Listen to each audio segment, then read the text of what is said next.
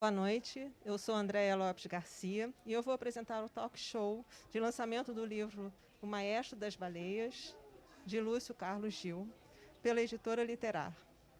Nós estamos aqui na Livraria Nobel, no centro de Petrópolis, cidade serrana do estado do Rio de Janeiro.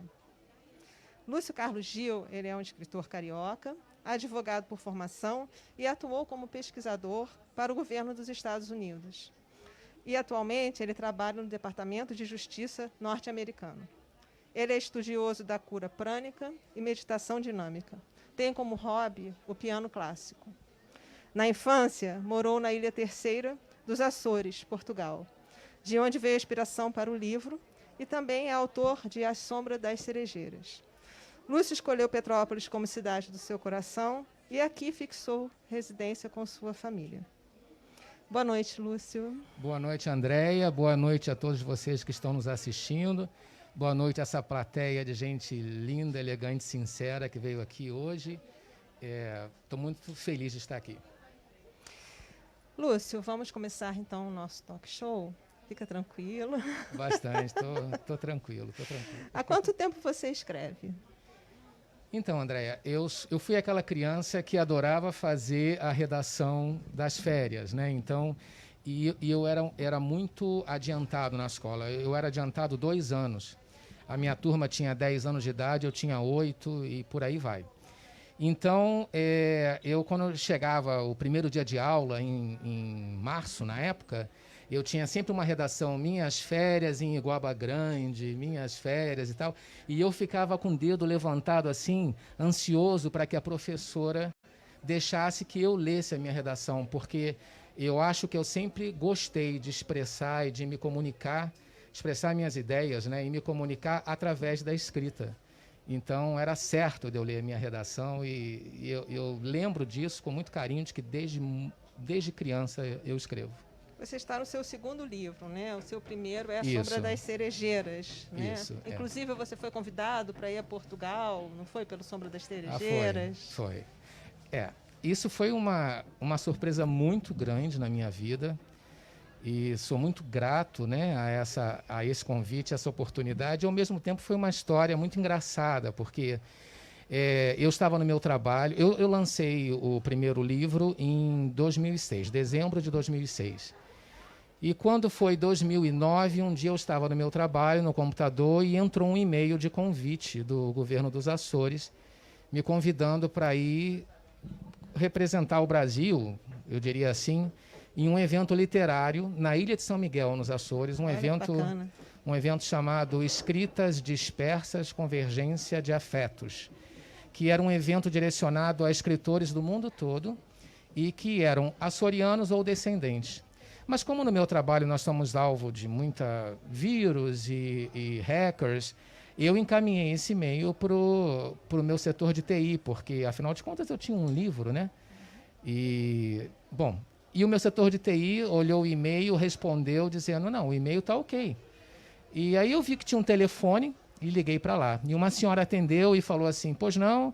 Aí eu falei assim, eu sou o Lúcio, do Rio de Janeiro. Ah, sim. Ela me explicou sobre o evento, sobre o convite, falou, o senhor está a confirmar? E eu disse assim, estou. E aí, quando eu cheguei em casa, conversei com a minha esposa e tal, e a gente providenciou passagem, as férias, e eu fui. Chegando lá, na Ilha de São Miguel, tinha um rapazinho, esperando as pessoas desembarcarem com uma prancheta. Aí eu falei assim, boa tarde, eu sou o Lúcio. Ele, o senhor é o Lúcio Gil, do Rio de Janeiro? Eu falei, sou. Aí ele falou assim, olha, tem um ônibus ali, mas o senhor não vá naquele ônibus, o senhor vá naquele carro preto que está aguardando com os outros 2 brasileiros. E, Andréia, eu, para dizer a verdade, nem olhei a lista de confirmados, lista de convidados, nada. Quando eu cheguei no carro preto, que o vidro abriu e eu olhei, os outros 2 convidados brasileiros eram Luiz Fernando Veríssimo e Luiz Antônio de Assis Brasil. Que honra. 2 monstros, né, da literatura brasileira. Aí eu olhei, levei um susto, a boca ficou seca, a dor de barriga veio na hora. Eu falei, peraí só um momento. Voltei para o rapazinho da prancheta e falei assim, olha, vocês se enganaram. E ele disse assim, como nos enganamos? Você não é o Lúcio Gil? Eu falei, sim, sou. Não és do Rio de Janeiro? Sou. Então corre que o carro não vai te esperar. Bom, cheguei no hotel, fiz o check-in e liguei para minha esposa, né? Clara, pelo amor de Deus, quem está aqui é o Luiz Fernando Veríssimo e o Assis Brasil. E aí a Clara, signo de Leão, dando um basta na paranoia do signo de Câncer, né? Falou assim: amor, todos receberam um e-mail igual a você, todos emitiram passagem igual a você e todos fizeram check-in no hotel igual a você. Então, tome um vinho, relaxe e aproveite. E foi um evento maravilhoso. Imagino. Conheci muitos escritores e poetas portugueses e dos Estados Unidos, da África, e assim, uma experiência que ficou para a minha vida. Isso é para vocês verem o nível de escritor que nós temos aqui, gente. Como é a sua rotina para escrever, Lúcio? André, não tem rotina, tá? Eu escrevo aonde puder, a hora que for, porque quando a inspiração vem, eu não perco. Então, se eu estou no ônibus indo para o trabalho, eu pego o celular, digito no celular. Eu já escrevi uma frase de impacto para uma personagem num papel de pão na fila da padaria, porque eu não podia perder aquilo. Às vezes eu sonho também com algum trecho para o livro. Então, eu escrevo, se eu estiver dirigindo e não puder escrever nem digitar, eu gravo no celular. E quando eu tenho oportunidade, passo para o texto. Aquela coisa de chegar do trabalho, tomar um banho, jantar e sentar no computador, eu até já fiz. Mas não é assim que funciona comigo, não. Então, a trama não vem inteira na sua cabeça? Você vai criando no decorrer da história? Como funciona? Então, no momento que eu estou sentado no computador, eu sou capaz de escrever 40, 50 páginas de uma vez só, porque flui muito bem e eu vou vendo tudo que eu estou escrevendo. É uma coisa impressionante. É importante que as pessoas entendam que o livro, antes de ser, né, aquela distração e aquela viagem para o leitor, ele foi uma viagem para o escritor. Eu choro, eu acho graça, eu discuto com os personagens. É uma coisa impressionante. Então, flui muito bem quando eu estou escrevendo. Eu escrevo capítulos, às vezes. Mas o que eu quis dizer de rotina é que, às vezes, essa inspiração vem num momento em que eu não estou em frente ao computador, mas aí eu não perco. Eu digito e escrevo aonde puder. Mas isso é natural. Nos bons escritores, as inspirações vêm você parar, até acordar e anotar. Exatamente. Já aconteceu comigo de acordar e anotar. Quanto tempo você demorou para escrever o livro Maestro das Baleias? Então, não leva muito tempo para escrever. Eu digo assim, de 6 meses a 10 meses. Esse livro eu acho que eu levei uns 10 meses escrevendo. Só que depois que eu escrevo, acontece com todos os livros. O livro vai para a gaveta e fica lá. Até que um dia eu falo assim, não, agora eu vou publicar. E esse livro ficou um bom tempo, vou dizer assim, guardadinho, escrito, até que veio o momento. Eu acho que tudo tem o seu momento, né? Uhum. Todo livro tem asas, todo livro tem uma missão. E isso foge do meu controle. Eu tenho uma ex-colega de trabalho que uma vez disse para mim, depois que você publica uma obra, ela deixa de te pertencer, ela pertence a quem está vendo ou a quem está lendo. E isso é a mais pura verdade, né? A gente nunca sabe aonde um livro vai parar e nem como ele vai ser percebido por alguém. Então, é mais ou menos assim. É como uma gestação. Criar um livro é uma gestação. Na hora certa ele nasce. E publicar é um filho que nasce. É o parto. É verdade. O livro, O Maestro das Baleias, ele traz uma belíssima experiência de vidas passadas, né? Para você escrevê-lo, você passou por uma experiência de vidas passadas ou você pesquisou sobre o assunto? Aqui essa pergunta é muito boa e eu gostaria de deixar um parênteses aqui que é importante dizer, né? O Maestro das Baleias, ele retrata a reencarnação. Eu nunca sentei em frente a um computador e iniciei um livro sabendo sobre o que eu iria falar, né, ou sobre quem. Isso é uma coisa que acontece. A história toma um corpo e surge um tema. O meu primeiro livro que eu lancei, eu comecei a escrever e vi que ele estava ambientado na Europa dos anos 40, durante a Segunda Guerra. E um dia eu vi que estávamos todos, eu digo todos eu e as personagens, no meio de um cenário de holocausto. E aí eu disse assim, peraí, se é para falar sobre isso, me dá um tempo. E aí eu emiti uma passagem, peguei um avião, fui para Washington, fiquei 3 dias no Museu do Holocausto em Washington, que foi uma experiência incrível na minha vida, eu estou até arrepiado aqui só de lembrar. Workshop. Depois, na volta, eu parei em Nova York e fiquei 3 dias no Museu da Herança Judaica em Nova York, que fica ali no Battery Park, perto da onde a gente pega o ferry boat para a Estátua da Liberdade. E voltei munido de informação para que, se eu mencionasse o Holocausto dentro da minha ficção, eu queria mencionar com respeito e compromisso e responsabilidade que um tema delicado desse merece. No Maestro das Baleias, aconteceu que, de repente, eu fui vendo logo no início que a história foi se direcionando para a reencarnação.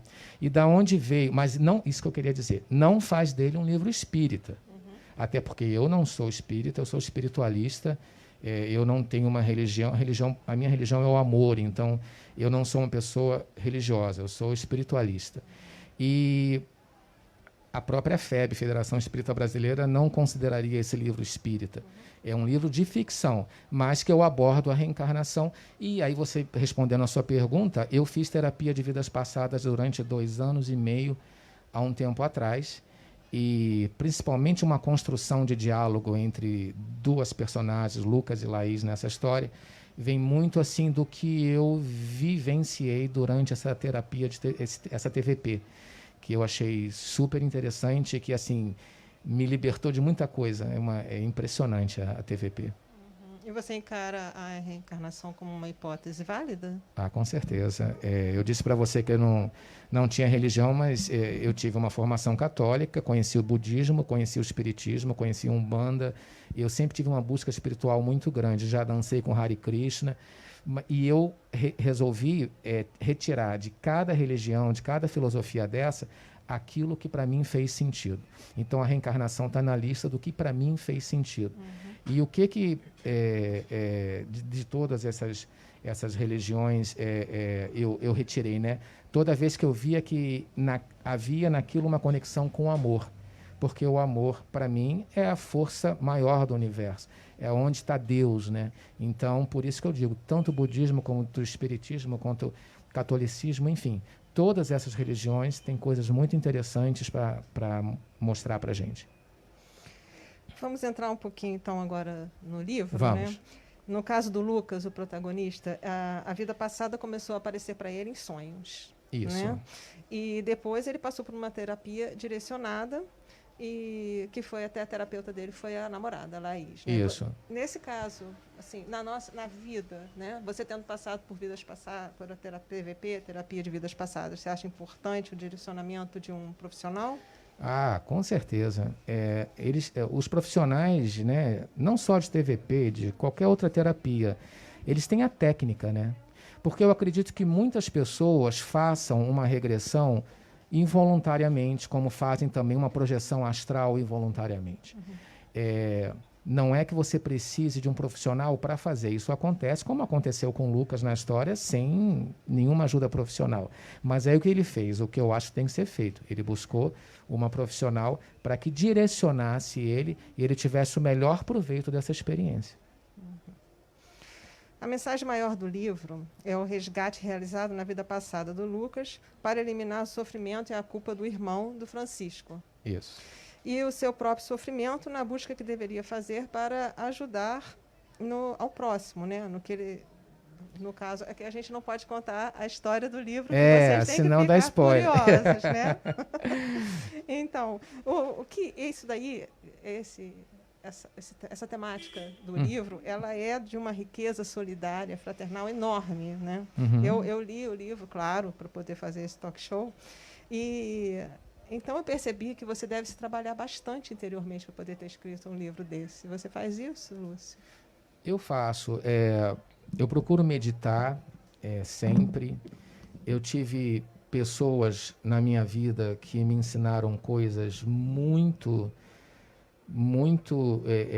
impactantes assim na minha busca, né, espiritual. E assim, depois de tudo que eu vi, que eu vivi, que eu conheci, eu acredito assim que a melhor maneira da gente trabalhar o nosso interior é desenvolvendo, e eu digo desenvolver porque é um exercício e não é fácil, desenvolvendo um olhar amoroso para o próximo. E quando eu digo o próximo, eu não digo o meu filho, a minha esposa, a minha mãe, porque essas pessoas a gente já ama de graça. Eu digo o próximo que te deu uma fechada no trânsito, o próximo vizinho que jogou lixo por cima do muro no seu quintal, né? São essas pessoas que a gente tem que trabalhar, exercitar, desenvolver esse olhar amoroso. porque eu acho que é por aí que você não muda o outro, mas você se muda com relação ao outro e o outro passa a mudar a partir da sua mudança. Parabéns. Obrigado. O livro se divide em 3 enredos, sendo um principal e outros 2 em segundo plano, né? No principal está o protagonista, o Lucas, Uhum. mas eu queria falar um pouquinho do enredo que se passa no Açores. Vamos começar por aí com o Francisco, que você morou parte da sua infância lá. Isso, né? foi. Então, o Francisco foi construído baseado na sua experiência lá? No início do livro, não da história, mas nas páginas de apresentação do livro, eu escrevo um parágrafo onde eu digo assim: talvez Francisco tenha enxergado com meus olhos, falado com minha boca, é provável ainda que tenha pisado por terras onde andei.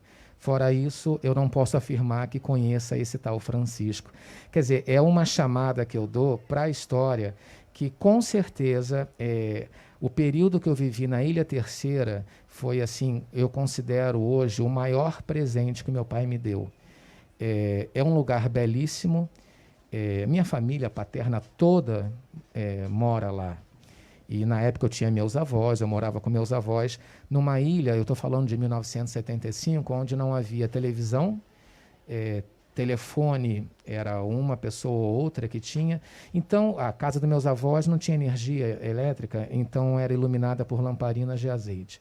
Aí eu pergunto, quando você vive num lugar com uma família grande onde não há televisão, o que a gente faz, né? Todas as noites a família se reunia na casa dos meus avós, todos os tios, todos os primos.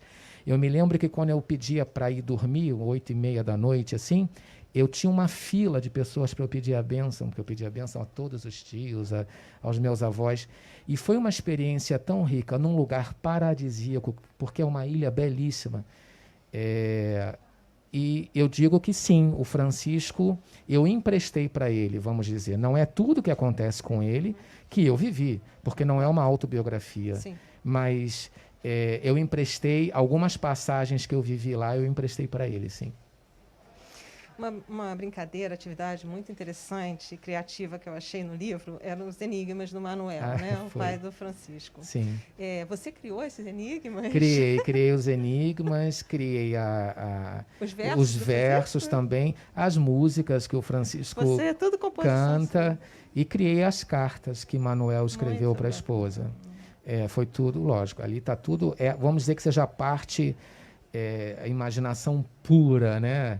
E eu gostei muito de fazer isso, mas sim, foi criação minha, sim. Gente, uma inspiração linda, linda. Obrigado. Nesse núcleo que se passa nos Açores, nós temos diversos aprendizados, como de encarar a morte de animais, de entes queridos, o amor entre os irmãos, o primeiro amor, né? Dentre tantos outros. Você tinha noção que passaria esses ensinamentos aos leitores?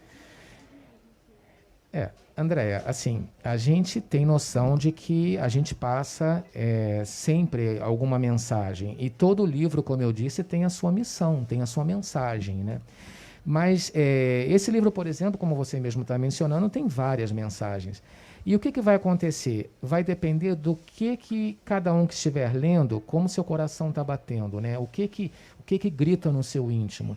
Então, vamos dizer que esse livro trate de traição conjugal, trate de reencarnação, amor entre irmãos, uma série de temas, e aí cada um vai estar vivendo, né, naquele momento, alguma situação que vai despertar para essa mensagem no livro. Então não é que seja uma, né, são várias. Mas a gente, assim, eu com certeza eu tenho essa noção e essa responsabilidade com o leitor, né, de que a gente está passando uma mensagem, assim. Sim, cada vez que a gente lê o livro, a gente tira uma mensagem diferente, depende do que estivermos passando em nossas vidas. Mas o que eu quis dizer, teve esse propósito? Não. Na hora? Não. Foi, a inspiração veio... Acontecendo. No enredo principal, o Lucas é um rapaz de família rica, mora na zona sul, né, do Rio, namora a Laís, e aqui acaba por ser a sua terapeuta. A união dos dois é de uma simplicidade, de um amor puro, né, sem rótulos. De onde veio essa inspiração? Bom, eu quis que o Lucas e a Laís vivessem um amor como eu entendo que o amor deve ser. Eu tenho um ensinamento de Osho, né, que diz que aquela frase que todo mundo conhece, né, que se você ama alguém, deixe voar, que se ele voltar para você era seu, se não voltar nunca foi, né? Eu, quando li isso, eu falei, oxe, comigo não. Eu gosto e, quer dizer, mas o amor não é, né, posse, o amor não é prisão, né? Então, assim, eu quis dar essa pureza, né, essa leveza, o amor com leveza para o casal. Foi isso, como eu entendo. Não que eu, não é, assim, eu entendo, não sei se sou capaz, tá? Mas entendo. Não, eu consegui passar a mensagem, pelo menos eu captei. A mãe do Lucas, a Marluce, ela é uma socialite carioca no mais puro teor do termo. Né? A Marluce é ótima. A passagem no livro que somente um exímio conhecedor saberia escrever. Né? Como você criou essa personagem? Eu acho até que eu sei a resposta. Eu acho que você sabe, sim. É da vida. Eu vou dizer assim, que o que é um escritor, se não um acúmulo de tudo que ele viveu, viu, ouviu. Então, assim, tudo isso, não só um escritor, né? Todos nós, isso vai ficando acumulado no nosso inconsciente. Só que eu acho que o inconsciente do escritor, e aí eu estou falando de mim, ele tem vários departamentos e várias gavetas. Então, a gente vai acumulando assim na gaveta da alegria, na gaveta da tristeza, na gaveta da qualidade, na gaveta do defeito. E quando você começa a escrever uma história, a história vai tomando um corpo e vai acessando essas gavetas. As personagens vão se apresentando e vão acessando essas gavetas. Então, eu acho que a Marluce acessou umas gavetas muito interessantes. Ela foi uma grande surpresa para mim.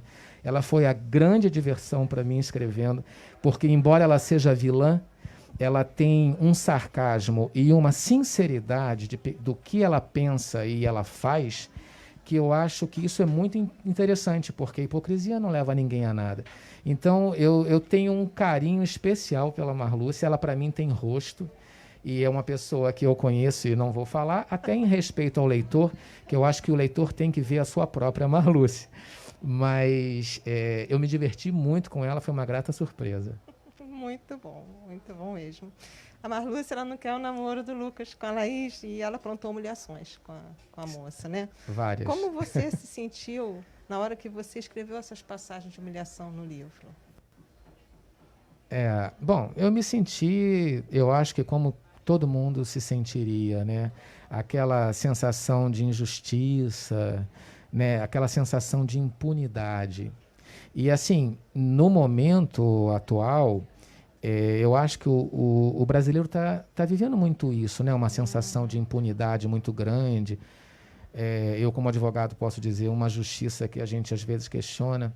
Então, foi assim que eu me senti. Mas eu vou te dizer que eu prestei mais atenção nas reações da Laís do que nas atitudes de Marluce com relação a ela. E vou dizer para você que a Marluce deu a oportunidade na história da Laís mostrar quem ela era, a grandeza que ela tinha. Uhum. Se não fosse a Marluce, a gente não saberia direito quem é a Laís. Quem era a Laís? Ela foi muito elegante. A postura, a elegância dela, né, no tratar com a pessoa que a humilhava, realmente surpreende no livro. Eu acho exatamente isso. Então, é importante, né? Às vezes você pensa que uma pessoa está ali te fazendo um mal e ela está sendo um degrau para você subir. Não vamos entrar em detalhes. Exatamente. No núcleo que se passa no Caxambi, ótimo. Nós podemos dar muitas gargalhadas. E é onde mora a família da auxiliadora, que é a governanta da casa do Lucas, né? Isso. E a comissão averiguadora de preços de Natal foi o máximo. O máximo. Vocês vão morrer de rir com essa passagem. Me fala um pouco sobre como você criou essa trama do seu romance. Bom, a averiguação dos preços de Natal foi pura criatividade, é pura ficção. A forma de como eu construí esse núcleo, né? Eu nasci no subúrbio do Rio de Janeiro. E não foi no Caxambi, mas foi em Brasipina. E vivi um tempo lá até eu me mudar para os Açores, período que eu fiquei nos Açores, né? E quando voltei, aí eu já me mudei. Mas desse período lá do subúrbio do Rio, e eu estou falando do finalzinho dos anos 60 e meados dos anos 70, o subúrbio era uma delícia, né? Eu estou falando daquele tempo das casas simples com cadeiras na calçada, né? Que é é uma interação diferente e todos ajudam todos, viver em comunidade, né? Eu hoje imagino que não só o subúrbio, mas eu acho que o mundo todo está um pouco mais complicado, mas a minha experiência no subúrbio foi maravilhosa e foi de lá que eu criei esse núcleo do Caxambi. Também ocorre passagem nesse núcleo, né, que nos fazem parar para pensar, né, como a traição, Sim, né, sim. entre marido e mulher, Sim. e a vida sacrificada de alguns trabalhadores. Uma realidade muito forte no Brasil também. Isso é verdade. Você é ótimo em descrições e descreveu com riqueza de detalhes os Açores, que é maravilhoso, né? Era sua intenção levar o leitor a ter vontade de ir lá, visitar, conhecer? Com certeza, sim, mas antes eu vou só responder com relação à descrição.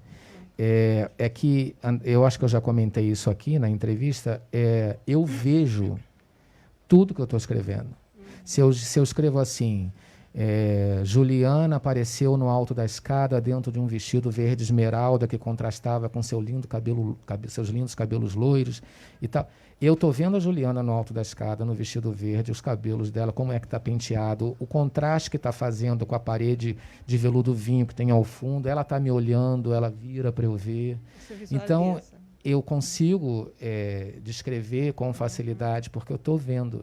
Por isso que eu digo que a minha interação com as personagens é uma coisa impagável e que a viagem louca que é para mim escrever também é impagável. Agora nós vamos abrir para perguntas. Desculpa, André, só com relação aos Açores que você perguntou. Sim. Que sim, lógico que eu tive essa intenção, porque aquilo que foi marcante e foi muito bom na vida da gente, a gente quer proporcionar também aos outros. E hoje eu digo que as ilhas dos Açores, as 9 ilhas, né, hoje elas têm uma infraestrutura turística que não tinha na época que eu fui, embora eu já tenha voltado lá algumas vezes e pude reparar. Então, hoje você pode visitar todas as ilhas em embarcações confortáveis e nas próprias ilhas a rede hoteleira. Tá tudo preparado para o turismo e as pessoas vão ter assim um contato com uma natureza exuberante, um povo, e agora eu estou falando da minha querida Ilha Terceira do meu coração, um povo altamente hospitaleiro, alegre. A Ilha Terceira é conhecida como a ilha mais festeira e mais alegre de todo o arquipélago. E as comidas, né, eu vou chamar até de exóticas, porque além delas terem um tempero diferente, o cheiro, assim, o aroma do prato você sente longe. Se a gente vai num lugar onde eles enterram uma panela com cozido na terra para aquilo ser cozido pelo calor do vulcão ou das águas que estão fervendo ali embaixo da terra, eu chamo isso de exótico, né? E tem um sabor totalmente diferente. E na Ilha de São Miguel, por exemplo, eu experimentei isso. Então, eu aconselho, sim, vá conhecer os Açores, é um destino maravilhoso e vocês vão gostar muito. Agora, então, nós vamos abrir para a plateia. Alguém gostaria de fazer alguma pergunta ao Lúcio sobre o livro? O pessoal também que está em casa, no online, pode mandar também alguma pergunta. Alguém tem alguma pergunta? Luciana, tem alguma pergunta para o Lúcio? Tem alguma pergunta no online? Bom, vamos continuar, então, conversando? Sim. Enquanto isso. Você tem uma ligação muito forte com Portugal, com os Açores, né, Gil? Lúcio. Eu tenho. Eu vou dizer para você que é assim, até muito interessante, porque eu vivi lá quase um ano. Não chegou a completar um ano. E nunca saiu da minha cabeça. E quando eu voltei lá a primeira vez, depois desse período na infância, foi, acho que 35 anos depois. E eu lembrava dos lugares, de tudo, e do que tinha vivido naquela época. Então, os próprios moradores lá diziam assim, mas que memória é essa? Você não esquece. Mas realmente foi tão forte isso na minha vida que eu jamais esqueci. Eu fiquei apaixonada pelo Francisco. Fiquei apaixonada por ele. Esse livro, você chora, você ri, né? Você tem diversas emoções E eu também, quando eu leio, eu vivencio mesmo, eu me entrego ao livro, né? Eu me orgulho. É muito gostoso. Mas, então, alguma pergunta, Luciana? Por enquanto não apareceram perguntas ainda, mas tem um comentário aqui que eu gostaria de ler. Só um minuto que eu vou passar o microfone para a Luciana. A Lígia disse que está ansiosa para ler e que a apresentadora também nos dá um aperitivo delicioso do livro. E está dando parabéns aos dois. Lígia, um beijo grande para você. E eu acho que está aparecendo o QR Code. Está aparecendo o QR Code para vocês aí na tela de vocês, né, para vocês poderem saber mais pelo livro, como comprar o livro. O livro está à venda aqui na Livraria Nobel, não em Petrópolis, na Livraria Nobel da 16 de março, no centro, e também na Livraria Nobel de Itaipava. E também está à venda no site da livraria da editora Literar. E vocês podem comprar de qualquer lugar do Brasil. Depois a Luciana, a proprietária da Literar, vai espalhar, né, mais os livros para outros lugares. Deixa eu só fazer um comentário, que eu sei que tem pessoas de Portugal e também dos Açores que estão online agora assistindo a gente. Primeiro, o meu abraço a todos vocês. E a editora, se vocês quiserem comprar o livro aí, podem entrar em contato com a editora Literar por e-mail, que a editora providencia a entrega do livro aí em Portugal, ou nos Açores, ou onde for, ok? Apareceu? Então, gente, só um minutinho que tem uma pergunta. Perguntas? A Marta Vaz perguntou como surgiu esse título maravilhoso. Gente, olha só, deixa eu falar quem é Marta Vaz, né? Marta Vaz é uma escritora premiadíssima lá em Portugal. É uma querida, ela tem um livro que virou peça de teatro aqui no Brasil, que é o livro da senhora Klepp. E é uma pessoa fantástica. Marta, o Maestro das Baleias, sem dar spoiler... Pois é, temos que tomar todo cuidado. Dentro da história, ele surge, ele se forma, e aí ali eu senti, esse é o título do livro. Tem um lugar lá, não é? Exatamente. Bom, vou falar então. Fala do lugar. Existe um lugar na Ilha Terceira chamado a Vigia da Baleia. Vigia da Baleia é um local que fica na encosta da ilha, de onde você tem uma visão ampla do Oceano Atlântico e até de outras ilhas, se eu não me engano, Graciosa, Ilha do Pico. E nesse lugar, nessa encosta, foi construída uma cabinezinha, porque teve um período que a Ilha Terceira era... uma das economias era a caça-baleia, né? E o pescador ficava nessa cabine, por isso que o nome é Vigia da Baleia. Ele ficava nessa cabine olhando o mar, e quando ele avistava o animal no mar, então ele avisava as embarcações. E aí existe toda uma relação do protagonista com esse local, que daí surgiu o nome do livro. E aí agora eu vou pedir para ele parar, porque senão ele vai contar a história, né? Mas é ali que nasce o Maestro das Baleias. Eu falo muito e eu gosto de contar tudo. Não pode. Vamos para mais perguntas. Um beijo, Marta. Bom, a Paula Pinheiro disse que está morrendo de vontade de ler esse livro e que precisa de uma maneira de fazer esse livro chegar lá nos Estados Unidos. Tem mais perguntas aqui. Paulinha, vocês têm que me dizer apenas se é Connecticut ou se é Houston, tá? Para onde a editora vai mandar. A Paula Pinheiro também, ela pergunta se você tem um personagem favorito que você criou. Tenho. Tenho. Será que eu falo? Falo, né? Tenho. A minha personagem favorita é a Marluce. O Carlos Culps te dá os parabéns, Lúcio, e para você e para você, Andréia, pela entrevista. E deseja muito sucesso para você. Obrigado, Carlos. Tem Um muitos abraço. comentários aqui. Eu não estou vendo aqui, então, mas depois eu vou responder todo mundo que mandar mensagem no meu Instagram e no meu Facebook. Nós temos um tempo limitado por causa do funcionamento da loja, mas o Lúcio vai entrar nos vídeos que foram passados para vocês aqui do Talk Show e vai responder todas as perguntas. Ele Isso. é muito simpático, muito comunicativo, vocês vão amar conversar com ele. Bom, eu conversei aqui com o escritor Lúcio Gil, autor do livro Maestro das Baleias, que estará à venda, como já falei, aqui na Nobel, em Petrópolis, no Centro Histórico e em Itaipava, e na Livraria Literar pelo site, né? Pela Editora Literar. A Editora Literar ela tem uma loja virtual dentro do site dela. Então, você pode comprar o livro de qualquer lugar do mundo, que chega até você. E, Lúcio, você quer deixar uma mensagem para o pessoal? Quero sim.